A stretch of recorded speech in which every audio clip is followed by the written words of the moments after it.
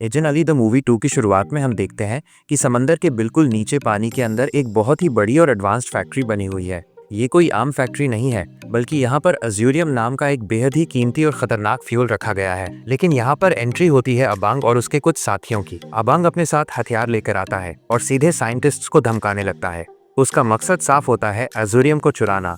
अबंग scientist से कहता है कि वो तुरंत दरवाजा खोल दें ताकि वो अज्यूरियम लेकर यहाँ से निकल सके, लेकिन साइंटिस्ट्स मना कर देते हैं। उनमें से एक साइंटिस्ट अबंग को समझाने की कोशिश करता है कि अज्यूरियम अभी पूरी तरह प्रोसेस नहीं हुआ है, वो बहुत ज्यादा अनस्टेबल है। अगर इस वक्त अज्यूरियम के साथ कोई छेड़छाड़ हुई तो पूरी फैक्ट्री ब्लास्ट हो सकती है और किसी का भी बचना मुश्किल हो जाएगा। लेकिन अबंग को इन बातों से कोई फर्क नहीं पड़ता। वो साइंटिस्ट से कहता है, तुम्हें क्या लगता है मैं तुम्हारी इन बातों से डर जाऊंगा? और वो साइंटिस्ट को फोर्स करता है कि दरवाजा खोले। साइंटिस्ट मजबूर होकर दरवाजा खोल देता है, लेकिन जैसे ही दरवाजा खुलता है वहाँ दरवाजे के सामने अलीशा खड़ी होती है। अबंग अलीशा को देखकर चौंकता जरूर है। वो अपने साथियों से कहता है, जाओ इस लड़की को सबक सिखाओ, और खुद अज्यूरियम चुराने में लग जाता है। लेकिन उल्टा अलीशा अकेले ही अबंग के साथियों की अच्छी खासी धुलाई कर देती है। उसी वक्त बाकी माता एजेंट्स भी वहाँ पहुँच जाते हैं और अबंग को घेर लेते हैं। थोड़ी देर की लड़ाई के बाद अबंग और उसके सभी साथी पकड़े जाते हैं। सब कुछ कंट्रोल में आ जाता है। साइंटिस्ट राहत की सांस लेते हैं और अज्यूरियम को वापस उसकी सेफ जगह पर रखने लगते हैं। अलीशा जब अज्यूरियम को उठाने जाती है तभी आयरिस उसे फ्यूचर दिखाता है।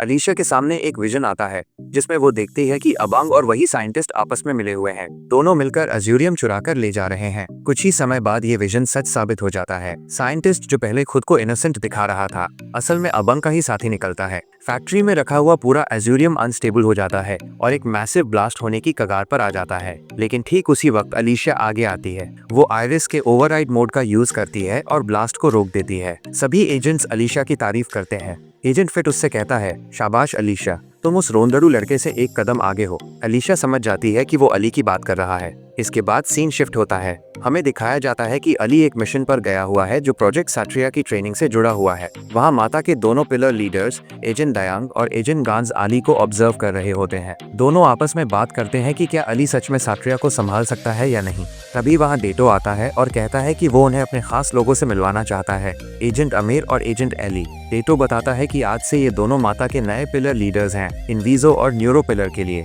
डायन कहती है कि ये साइबराया की प्रोटेक्शन के लिए एक अच्छा कदम है। इससे साइबराया को प्रोटेक्ट करने में आसानी होगी। फिर सबका ध्यान मिशन पर जाता है, जहां अली रोबोट से लड़ते हुए मिशन को सक्सेसफुल पूरा कर देता है। मिशन के बाद डाटो दायांग से कहता है कि उसे प्रोजेक्ट साट्रिया में और इम्प्रूवमेंट चाहिए। जब तक साट्रिया पूरी तरह तैयार नहीं होगा तब तक उसे मिशंस में यूज नहीं किया जाएगा। इसके बाद हमें मूवी के विलन की एक झलक दिखाई जाती है जो अपने अगले हमले की तैयारी कर रहा होता है। अली अपने मिशन को लेकर कंफ्यूज्ड होता है क्योंकि उसने अभी तक साट्रिया को सिर्फ 45% ही यूज किया था। तभी वहाँ अलीशा आती है। अली उसे अचानक देखकर डर जाता है। बाद में अली अलीशा से पूछता है, तुम यहाँ क्या कर रही हो? तुम तो यहाँ कभी नहीं आती। अलीशा मजाक में पूछती है कि तुम कई दिनों से मिशन पर नहीं आए थे, तो मुझे लगा कहीं तुम सुपर एजेंट बनने की कोई सीक्रेट तैयारी तो नहीं कर रहे। फिर अली जवाब देता है, जब मेरी ट्रेनिंग पूरी हो जाएगी तब तुम सब खुद देख लेना कि मैं किस चीज की ट्रेनिंग कर रहा था। बातों बातों में अलीशा अली से एक सीरियस सवाल पूछती है, जब तुम आयरिस यूज करते थे तो क्या तुम्हारे सिर में दर्द होता था?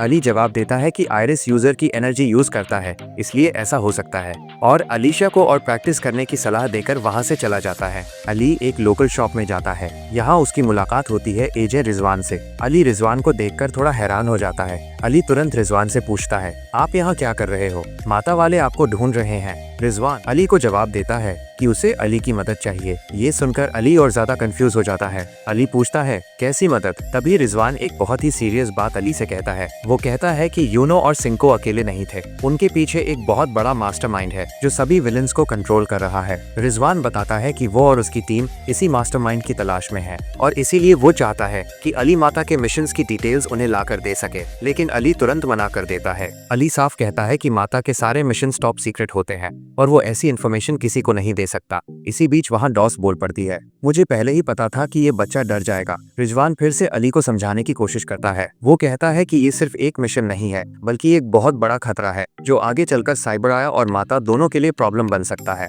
लेकिन अली अपना फैसला नहीं बदलता। रिजवान अली से कहता है, ठीक है अली, अगर कभी तुम्हें हमारी मदद की जरूरत पड़े तो हम यहीं मिलेंगे। और अब से मुझे एजेंट रिजवान रिजवान मत कहना, मैं अब एजेंट नहीं रहा। इतना कहकर रिजवान वहाँ से चला जाता है। अगर आपको इस कहानी का पार्ट 2 भी चाहिए तो चैनल को सब्सक्राइब करके बेल आइकन को अभी दबा दें। और क्या आप जानना चाहते हैं कि एजेंट अलीशिया को आयरिस ने वो फ्यूचर क्यों दिखाया? इसका जवाब मैंने इस वीडियो में दिया है, तो अभी यहाँ क्लिक करें और देखें।